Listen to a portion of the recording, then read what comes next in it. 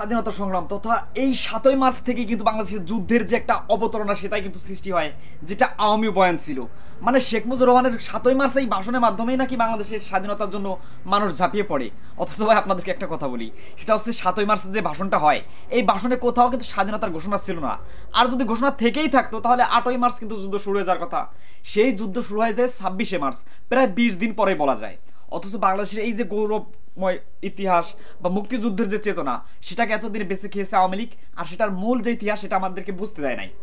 কেন বুঝতে দেয় নাই এটা আপনাদেরকে সুন্দর করে বুঝতে হবে। কারণ ওই যে বললাম ৭ই মার্চ যদি স্বাধীনতার ঘোষণা দিয়েই ফেলে বঙ্গবন্ধু, তাহলে কিন্তু ৮ই মার্চ যুদ্ধ লেগে যাওয়ার কথা, কিন্তু সেটা কিন্তু হয় নাই। আরেকটা জিনিস আপনারা খেয়াল করেন, এই বক্তব্যের মধ্যে তিনি একটা কথাই বারবার বলেছে যে জনগণের প্রতিনিধির কাছে ক্ষমতা হস্তান্তর করতে হবে।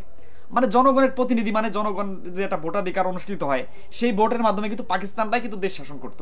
সেটা শেখ মুজিবুর রহমান এই বাংলাদেশের স্বাধীনতার মাধ্যমে এই দেশের শাসনভারে ক্ষমতা আসতে চেয়েছিলেন, অবশেষ ক্ষমতা এসেছিলেন। মানে তিনি স্বৈরশাসক হিসেবে আবির্ভূত হয়েছিলেন, এটা আপনারা সকলে জানেন। মানে তার যে ৭২, ৭৩, ৭৪ সালে যে দুর্ভিক্ষ হয়ে যায় এবং ৭৫ সালে তাকে জয় বাংলা করে দেওয়া হয়, একমাত্র মুক্তিযুদ্ধের যে মূল চেতনা সেটা কিন্তু আমাদের সামনে ধরা দেয় নাই। এখন কথা আসি, সেটা হচ্ছে জামাত ইসলামকে আসলে বাংলাদেশের স্বাধীনতার বিরুদ্ধে কি তারা ভুল করেছিল? বলা যায় হ্যাঁ, তারা ভুল করেছিল, কিন্তু আরেক হিসেবে বলা যায় না, তারা ভুল করে নাই। কারণ এই যে বাংলাদেশের গৌরবময় ইতিহাস, মুক্তিযুদ্ধের যে মূল যে দলিল বা মূল যে স্বাধীনতার যে স্পৃহা, সেটা কিন্তু নাই। কারণ সেটা অলরেডি পাকিস্তানের কাছ থেকে ভারত চুরি করে নিয়ে গেছে।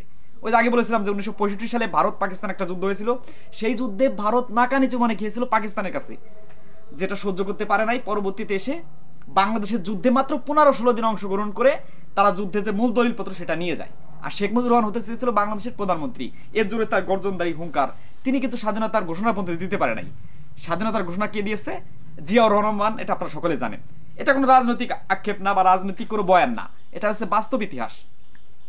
আর একটা জিনিস আপনারা জানেন যে মুক্তিযুদ্ধে কতজন মানুষ শহীদ হয়েছিল, এটা নিয়ে চরম একটা বিতর্ক আছে। সেটা শেখ মুজিবুর রহমান একটা টক শোতে জাস্ট বলে দিয়েছে, জাস্ট 3 মিলিয়ন।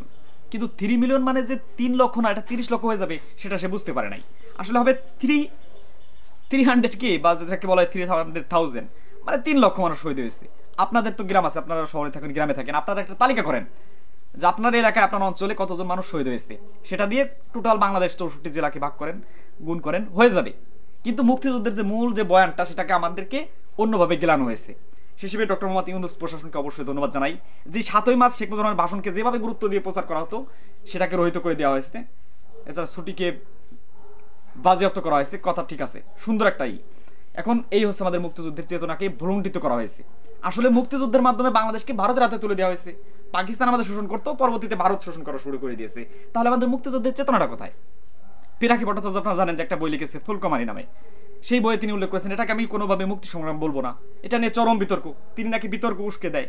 তিনি ঠিক কথাই বলেছে, কারণ যেই সংগ্রামের মাধ্যমে আমাদের মুক্তি আসে নাই, সেটা কিভাবে মুক্তির সংগ্রাম হয়? এটা কিন্তু একটা খাজের কথা। যাই হোক, ফাইনালি যেটা বলতে চাই, আসলে মুক্তিযুদ্ধ আমাদের জন্য একটা গৌরব গাথা। তবে আমাদের ভারত পাকিস্তান কোনো দেশের ছড়িতে আমরা ঘুরবো না। আমাদের নিজেদের স্বাধীনতা, সার্বভৌমত্ব, আঞ্চলিক অখণ্ডতা যাতে অব্যাহত থাকে, সেটা আমাদের আপনার প্রচেষ্টা থাকবে। কিন্তু পাকিস্তান যা না করেছে, ভারত তার থেকে বেশি আমাদের অন্যায় করেছে আমাদের সাথে।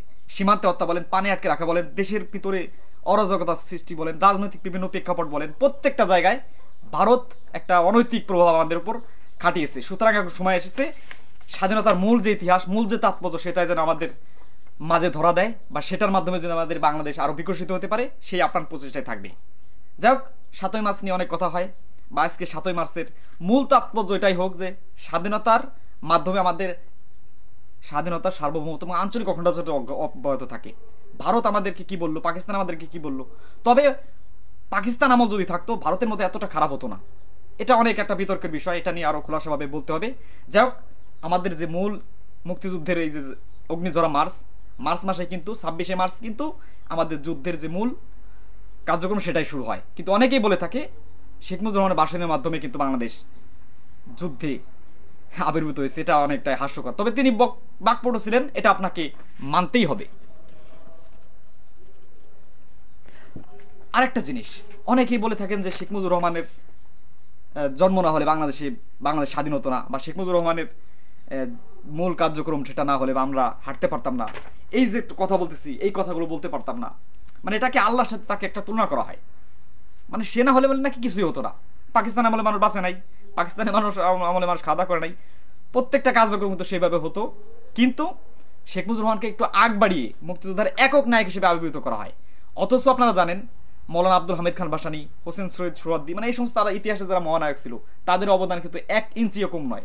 কিন্তু শেখ মুজিবুর রহমানকে ঢালাওভাবে একক প্রাধান্য দেওয়া হয় মুক্তিযুদ্ধের ক্ষেত্রে।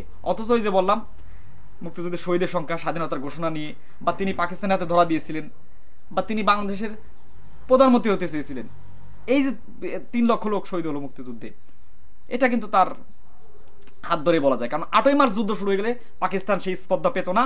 এই অল্প কয়েকদিনের মধ্যে কিন্তু পাকিস্তান রসদ গোলাবারুদ যোগ করে প্রায় 20 দিন সময় পেয়ে বাংলাদেশের মানুষের উপর অত্যাচার এবং লুণ্ঠন করার স্পর্ধা সেটা পেয়ে যায়। আসলে আমার মূল স্বাধীনতার ইতিহাসটা আপনাদেরকে জানতে হবে, এবং বাংলাদেশের স্বাধীনতা সার্বভৌমত্ব আঞ্চলিক অখণ্ডতা অব্যাহত থাকুক বা অখণ্ড থাকুক, এই প্রত্যাশা আমাদের আজকের এই ছোট্ট এপিসোডটি শেষ করছি। সবাই ভালো থাকবেন, সুস্থ থাকবেন।